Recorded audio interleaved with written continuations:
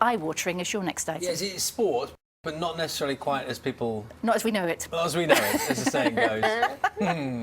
Yes, it's Mike Bushell up to no good again. Every year, hundreds of couples compete in the UK wife-carrying race. In the past, we've mentioned it here on Breakfast. This time, we decided to enter our own team to raise money for comic relief. It wasn't us. It was Mike and Steph. They volunteered. But given their relative sizes, they decided to break with tradition and make sporting history in the process. Steph carried Mike. Now, we're going to see them in just a moment. But first, watch this. See how they fared. It tells a tale, but we can't get the two of them together. Steph's here with us, and Mike is a very long way away. Yeah, keep away from me, Bushell. There he is. Well, is there a problem here? No, I'm in exile, I think. I haven't seen Steph since, it has to be said. The last... Yourself, Mr. Blobby, though. Yeah, but me a horse. But, Steph, go on, talk us through the race. Well, he's actually not too heavy. You know, he's quite a small guy, and What's with the bony legs? Well, I have to say, I do admit there was a bit... as well. Like, he did a great job of holding at one point, and he managed to hang on the whole time. Did you come last? He did come last, but we were shocked. Steph, you've brought in your medal.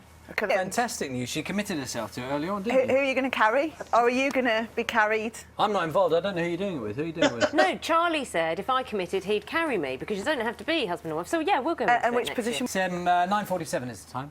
You're watching Breakfast from BBC News. Let's bring you the main stories. Let's take a look at the morning's weather with Alex.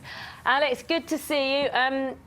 It's not the kind of weather for a wife-carrying contest, is it, really? Bright and early in the morning, thanks. Time now is 9:50. Tonight, Doctor Who returns to our screens for the start of what the cast are calling the most ambitious series yet. There will be new monsters, we're told, and some old favourites. Later this year, the show celebrates its 50th anniversary with a special episode. Our entertainment correspondent, Lizo Mzimba, found out, though, everyone's a bit tight-lipped about what's going to happen then. Doctor Who is back tonight at 6:15 on BBC One and BBC One HD. Now, with freezing temperatures continuing, it feels more like the middle of winter and the start of spring, but as the clocks go forward tonight, migratory birds will begin returning to the UK, and the sound of birdsong will, in theory, once again fill the air. Are you one of those people who can tell your chaffinch from your nightingale? If not, here to explain how to distinguish between different bird calls. He's saying that people love the song thrush. Jeff Summers says he loves that. Loves Mark in Weston-super-Mare also says he loves to hear a song thrush sing. It's still quite hard, though. We'll listen through some of the songs now. I think we're going to start with a robin.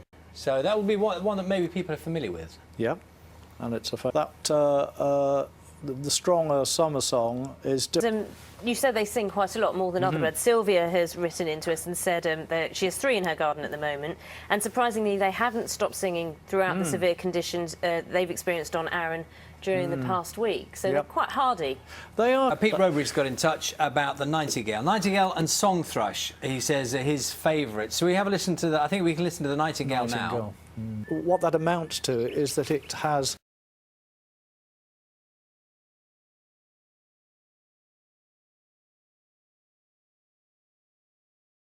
Isabel in Stirling, she's been in touch. Now, she's constantly tapping their beaks at her windows. She's tried putting the spray in, put branches across, you know, to try to deter them, and she's just interested and perhaps a bit concerned that this behaviour seems so unusual. The orange bill. What I think this probably is that her window is reflecting, and they are.